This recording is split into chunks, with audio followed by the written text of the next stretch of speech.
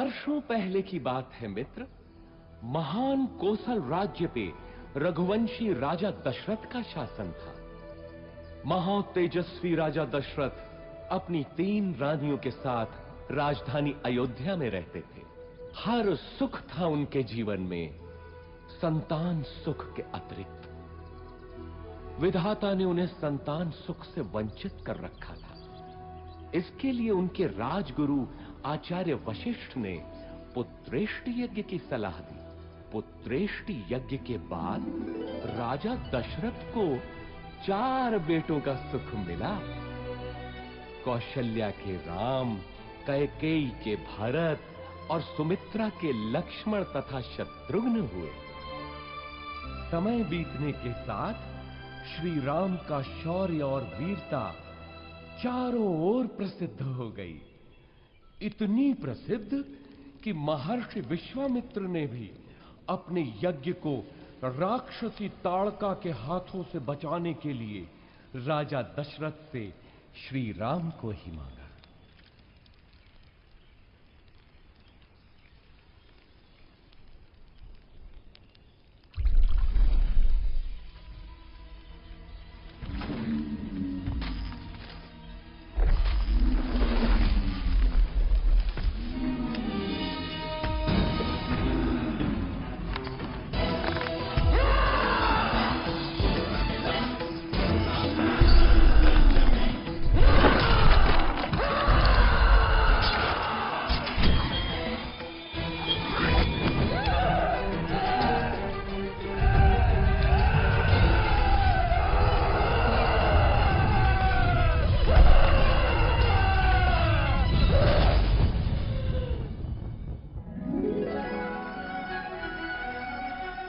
इसके बाद श्री राम और लक्ष्मण को महर्षि विश्वामित्र अपने साथ मिथिला ले गए, जहां राजा जनक ने अपनी पुत्री सीता के स्वयंवर का आयोजन किया था। स्वयंवर का लक्ष्य था महादेव शिव के विराट धनुष सुनाभ की प्रत्यंचा चढ़ाना। बड़े बड़े महारथी धनुष को हिला भी नहीं पाए।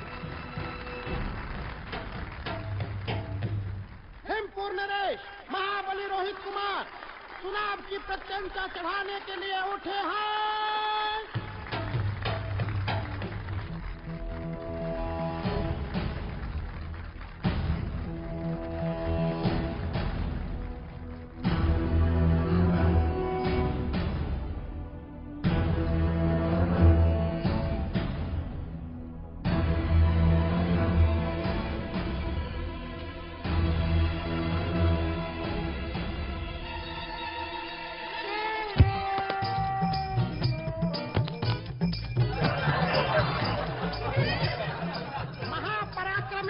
रोहित कुमार पराजित हुए।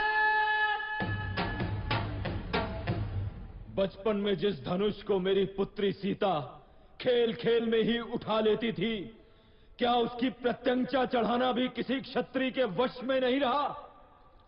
क्या संसार में कोई नहीं जो सुनाभ की प्रत्यंचा चढ़ा सके?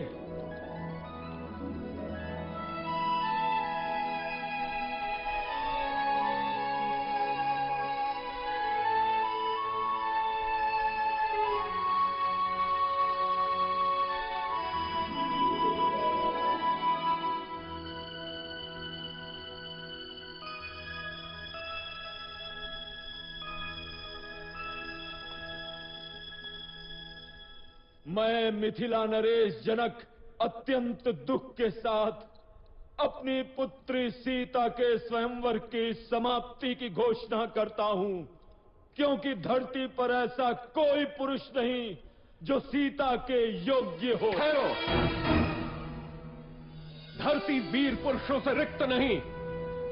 जब तक दशरथ पुत्र हैं, तब तक तो नहीं। ताड़का का वध किया है मेरे भैया राम ने।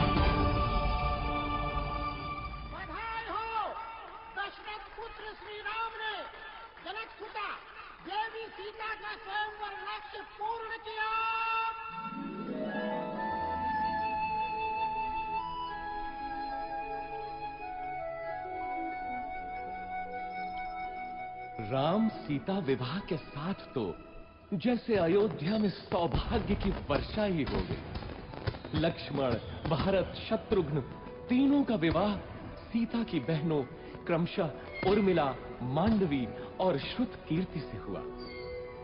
अयोध्या में इतनी प्रसन्नता कभी भी नहीं थी। पूरे नगर में उत्सव था, सब कुछ व्यवस्थित था।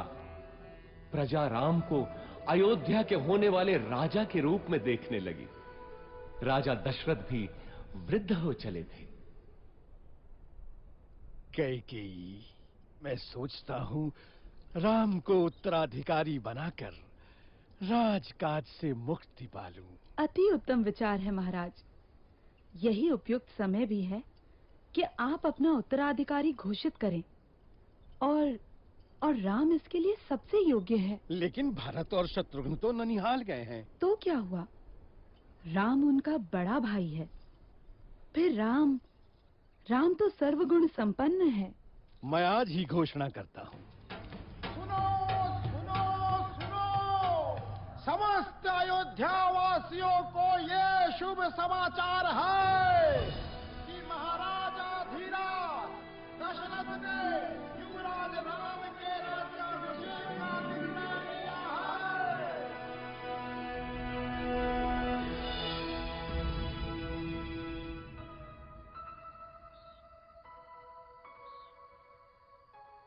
अयोध्या की होने वाली महारानी को मेरा अभिवादन।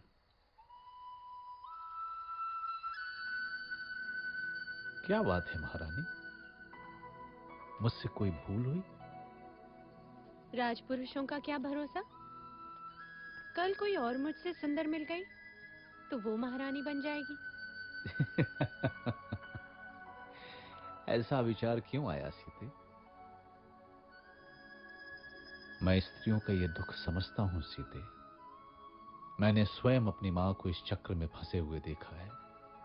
सौत का डंक हर नारी के लिए विष ही होता है।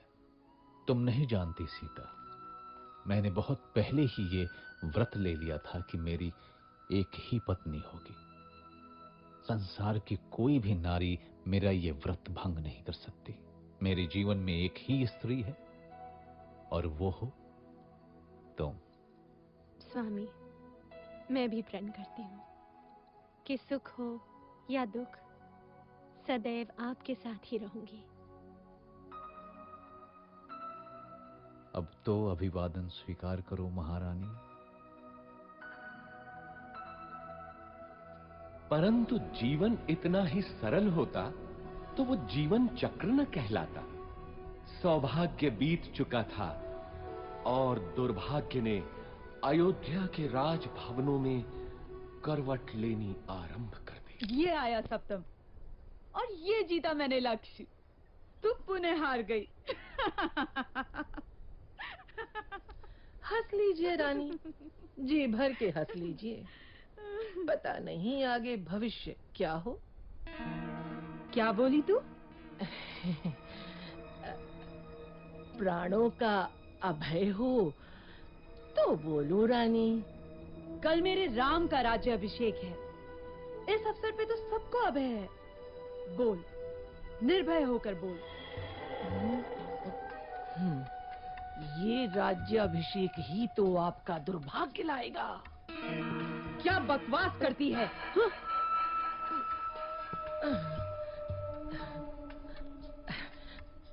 मैं तो सदा आपका भला ही चाहती हूँ रानी। यहाँ आपके और भरत के अतिरिक्त मेरा है ही कौन। आपके विरुद्ध महल में षड्यंत्र रचा जा रहा है। षड्यंत्र? कैसा षड्यंत्र? राम के राजा बनते ही कौशल्या और सुमित्रा आपसे गिन गिन कर बदले लेंगे। वो दोनों महाराज के आपके प्रति प्रेम से जलती हैं। नहीं नहीं, मेरा राम ऐसा कभी नहीं होने देगा। आप राम राम भजती रहना और वो राजा बनते ही अपनी माँ के कहने पर आपको और भरत बेटे को राज्य से बाहर निकाल फेंकेगा। महाराज भी तब कुछ नहीं कर पाएंगे।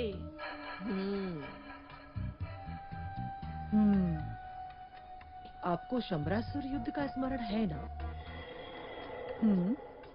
महाराज का जीवन बचाया था आपने और उन्होंने आपसे 2 वरदान मांगने के लिए कहा था, जो आपने उस समय नहीं मांगे, किंतु अब मांगने की घड़ी है। शीघ्र बोल, करना क्या है?